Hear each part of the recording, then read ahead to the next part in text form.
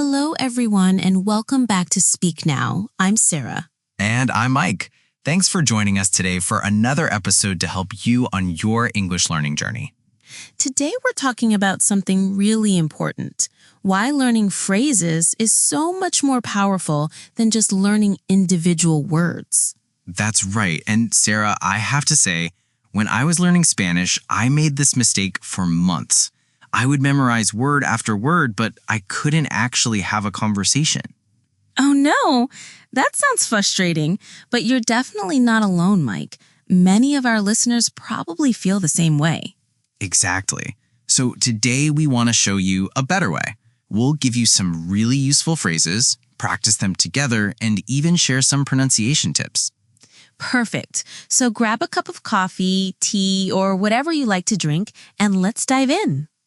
All right, Sarah, let's start with the big question. Why are phrases better than single words? Great question. Think about it this way, Mike. If I only know the word help, what can I actually do with it? You could say help if you're in trouble, but... Right, but that's not very clear, is it? Now, if I know the phrase, could you help me, please? Suddenly, I can actually communicate. That's such a good point. The phrase gives you the complete thought. Exactly. And here's another reason. Phrases help you sound natural. Native speakers don't speak word by word. We speak in chunks, in phrases. You know what? This reminds me of when I was ordering food in Mexico. I knew the word pollo, that means chicken, but I couldn't order anything because I didn't know how to put it together. Oh no, what did you do? I probably just pointed at the menu and said pollo, like a caveman. Laughs. Not my finest moment. Laughs. Well, that's exactly why we're here today. Let's make sure our listeners don't have to point at menus. Absolutely. So the key message here is phrases give you power to actually communicate, not just know words. Now, let's look at some super useful phrases that you can start using right away. Mike, should we start with greetings? Perfect idea. Instead of just hi, let's learn some phrase versions. How about how's it going? Great choice. How's it going? This is friendly and casual. Let me break down the pronunciation. How's, that's how plus is, but we make it short. How's it going? Right. And the response could be not bad, thanks, or pretty good. How about you? Let's practice this. Mike, I'll be person A, you be person B. Got it. How's it going? Pretty good, thanks. How about you? Not bad, just busy with work. I hear that. Perfect. Did you hear how natural that sounded? Much better than just saying, hi, good. You? Definitely. Okay, what about when you need something? Instead of just saying bathroom, you could say, excuse me, where's the bathroom? Yes, and notice we start with excuse me, that's polite. The full phrase is much more polite than just saying bathroom. Right, and the person might answer, it's down the hall on your left, or just around the corner. Let's practice this one too. I'll be the customer, you be the helpful person. Ready. Excuse me, where's the bathroom? It's just down the hall on your left. Thank you so much. No problem. Excellent. Now, pronunciation tip. When we say excuse me, the stress is on Q's. Excuse me. Try it with me. Excuse me. Excuse me. Great. Now, let's move to another situation. Shopping or restaurants. These are places where phrases really save the day. Absolutely. Instead of just knowing water, learn, could I have some water, please? Perfect. And in a restaurant, instead of just menu, say, could I see the menu, please? Or instead of just check, say, could we have the check, please? I love these. Notice the pattern. Could I have or could we have? These are super polite and useful. Let's do a quick roleplay restaurant. Sarah, you be the server. I'll be the customer. Perfect. Here we go. Hi there. Can I help you? Hi, could I see the menu, please? Of course. Here you go. Can I start you with something to drink? Could I have some water, please, and maybe a coffee too? Absolutely. I'll bring those right out. Thank you so much. Wonderful. That sounded completely natural, didn't it? It really did. And it's so much better than just saying individual words like menu, water, coffee. Now, this next section is really important for language learners. Sometimes you don't understand something, right? Oh, all the time when I was learning. But I didn't know how to ask for help politely. So instead of just saying, what, which can sound rude, try, sorry, could you repeat that? Or, I'm sorry, I didn't catch that. That's a really natural phrase. Great one.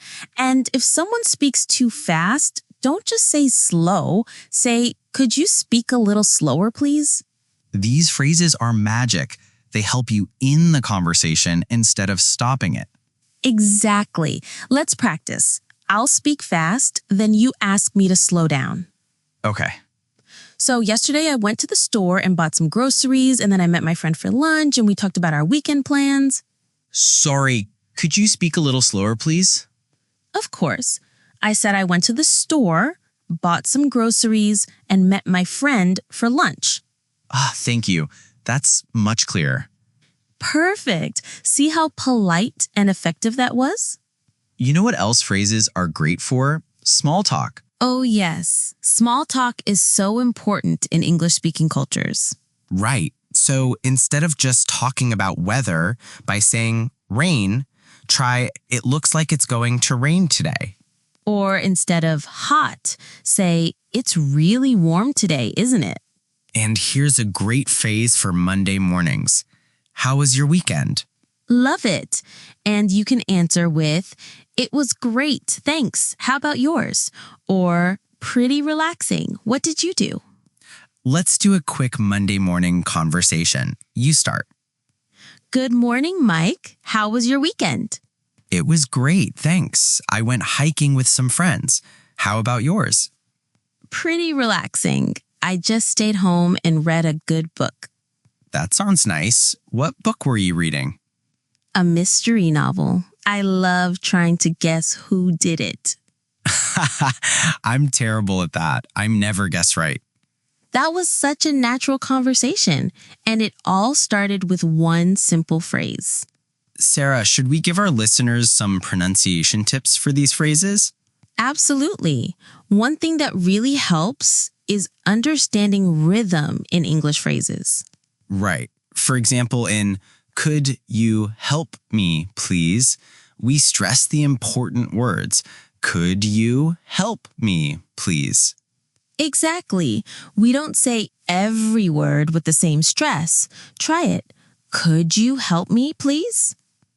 And in how's it going, we stress how's and going.